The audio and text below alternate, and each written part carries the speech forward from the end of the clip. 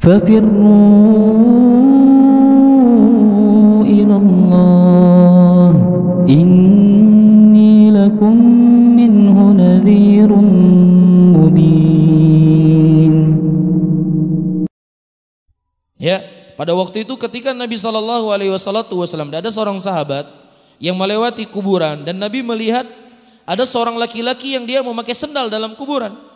Kemudian Nabi SAW memanggil, wahai orang yang memakai sendal, ya lepaslah sendalmu. Kemudian tiba-tiba laki-laki tersebut melihat ke belakang atau menoleh, ternyata yang melarangnya adalah siapa? Rasulullah SAW. Kemudian dia melepas sendalnya dan kemudian dia lempar. Ini diantara dalil yang disebutkan oleh para ulama, ya tidak bolehnya atau terlarangnya seseorang memakai sendal ketika dia masuk ke dalam kuburan. Dan juga di sini para hadirin dan hadirat yang dimuliakan oleh Allah, kita melihat bagaimana bersegeranya sahabat Rasulullah sallallahu alaihi wasallam ya menyambut dari perintah Rasul. Ya, setelah dia melihat yang melarang dia adalah Nabi sallallahu alaihi wasallam, dia tidak fikir banyak. Dia enggak mengatakan, "Ya Rasulullah, kenapa enggak boleh ya Rasulullah?"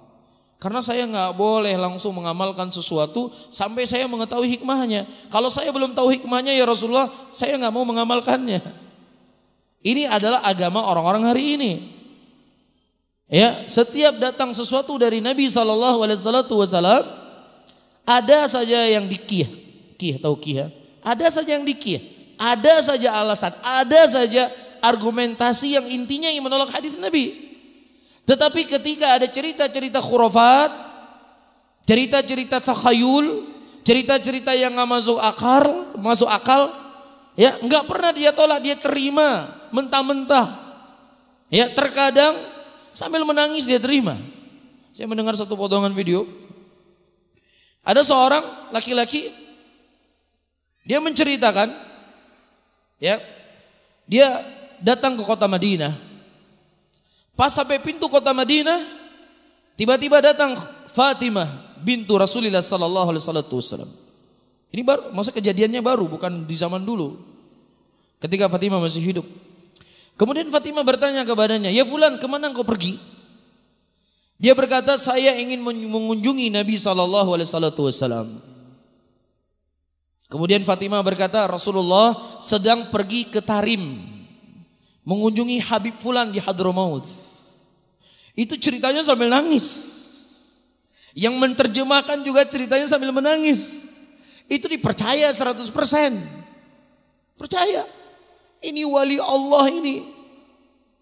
Ya. Orang yang diberikan kekeramatan oleh Allah. Tetapi ketika kita menyampaikan hadis-hadis dari Nabi sallallahu alaihi wasallam, kita menyampaikan ayat-ayat Al-Qur'an. Ya. Mereka inilah orang-orang yang lancang membawa ayat Al-Qur'an. Orang-orang yang lancang membawa hadis-hadis Rasul. Banyak daripada kiai-kiai kami yang sudah keramat, yang bisa sholat Jumat ke Mekah, di pengajiannya jarang sekali membawa Al-Quran. Di pengajiannya jarang sekali membawa hadis-hadis Rasul. Ini menunjukkan kecintaan mereka kepada Al-Quran. Ini menunjukkan kecintaan mereka kepada hadis Rasulullah. Jadi nggak menyampaikan Al-Quran, nggak menyampaikan hadis, itu sebagai bentuk cinta kepada Al-Quran, sebagai bentuk cinta kepada Rasul. Begitulah syaitan membaliki sesuatu yang hak menjadi batil, yang batil menjadi hak. Gak pernah diprotes, cerita-cerita aneh. Ya, Imam Fulan, ya dia berwudu selama 40 tahun sekali. Gimana coba? Wudu sekali. Lah kalau dia punya istri 40 tahun istrinya gak disentuh, itu hukumnya apa kira-kira? Apa hukumnya kira-kira? Dia punya istri, istrinya gak disentuh selama 40 tahun. Terus dia gak tidur. Hah? Rasulullah sallallahu alaihi wasallam saja yang Nabi, beliau beribadah, beliau juga tidur. Ya, dan beliau juga mendatangi istrinya. Tapi cerita seperti ini karena memang dikemas, dibungkus dengan retorika, dibarengi dengan suara tangisan, itu membuat sihir bagi manusia. Bisa difahami ya? Karena memang kebenaran itulah sesuatu yang berat para hadirin. akan mampu dipikul oleh orang-orang yang mereka bersih hatinya. Tapi orang-orang yang mereka tidak bersih hatinya, ya kebenaran itu merupakan sesuatu yang sangat berat. Sangat berat. Oleh karena itu tidak ada sesuatu yang paling harus kita jaga lebih dari menjaga hati. Karena ketika hati kita bersih sangat mudah untuk kita menerima kebenaran tersebut. Para ulama mengatakan al-haqqu dhalatul mu'min. Kebenaran itu merupakan barang berharga yang hilang untuk seorang mukmin. Dia mencari sesuatu yang hilang, yang sangat berharga dalam kehidupannya, tiba-tiba dia dapat. Dia akan pegang itu, dia akan genggam.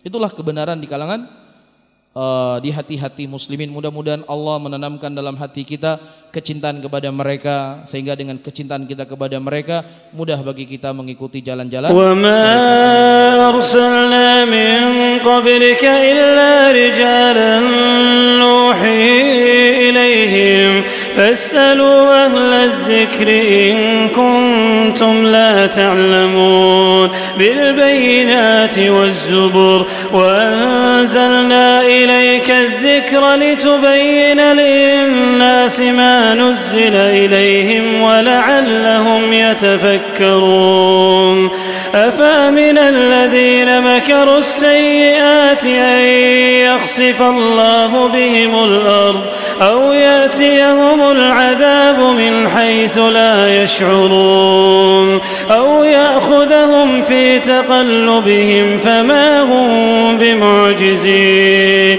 أو يأخذهم على تخوف فإن ربكم لرؤوف رحيم.